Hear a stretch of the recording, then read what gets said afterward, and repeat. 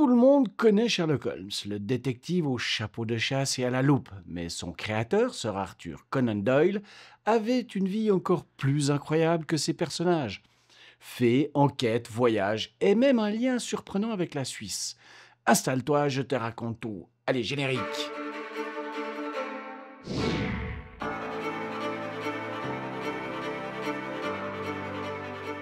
Conan Doyle croyait aux fées, pas en métaphore, en vraie petite créature volante. En 1920, il a même publié un livre pour défendre les fameuses fées de Cottingley, des photos truquées réalisées par de jeunes filles avec des bouts de papier. Mais Doyle y croyait dur comme fer. Sherlock Holmes s'est inspiré d'un vrai médecin, le docteur Joseph Bell. Ce gars impressionnait tout le monde en déduisant l'histoire de ses patients, juste en les regardant. Imagine, tu rentres dans son bureau et en 2 secondes, il te dit d'où tu viens, ton métier et même ton dernier repas. Allez, ça te rappelle rien? Mais si, le fameux Dr House, l'équipe de production s'en est inspirée aussi. C'est en 1893, Doyle tue Sherlock Holmes dans Le Dernier Problème, en le faisant tomber dans les chutes du Reichenbach, en Suisse justement. Il voulait passer à autre chose. Résultat, les fans étaient furieux. Ils portaient des brassards noirs, écrivaient des lettres de menaces. Doyle a craqué et a dû ressusciter son détective préféré quelques années plus tard. Et savais-tu que Conan Doyle a mené de vraies enquêtes policières? Il a utilisé ses talents d'observateur pour faire libérer des innocents accusés à tort, comme George Edagy et Oscar Slater. C'est pas juste un écrivain, c'était aussi un détective dans la vraie vie. C'est pendant la Seconde Guerre des Beurs, au lieu de rester au chaud à Londres, il est parti en Afrique du Sud pour soigner des blessés. Son engagement lui a valu d'être anobli, Sir Arthur Conan Doyle. Pas mal, non? Et tu sais quoi? Conan Doyle avait un lien tout particulier avec la Suisse.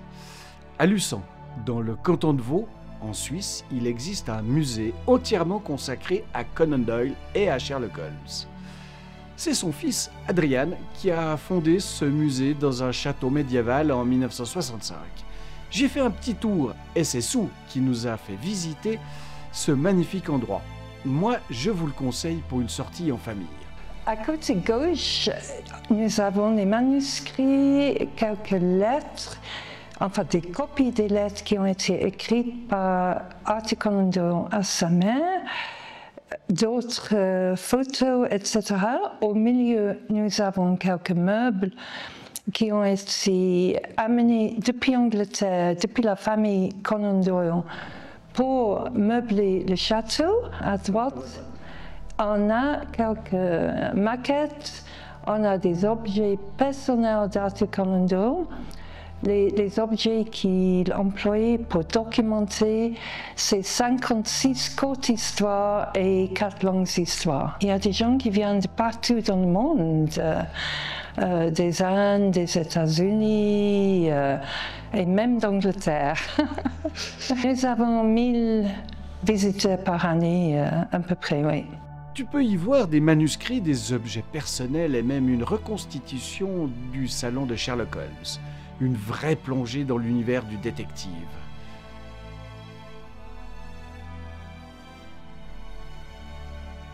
Franchement, entre les faits, les vraies enquêtes et un musée perdu dans la campagne suisse, Conan Doyle est presque aussi fascinant que Sherlock lui-même.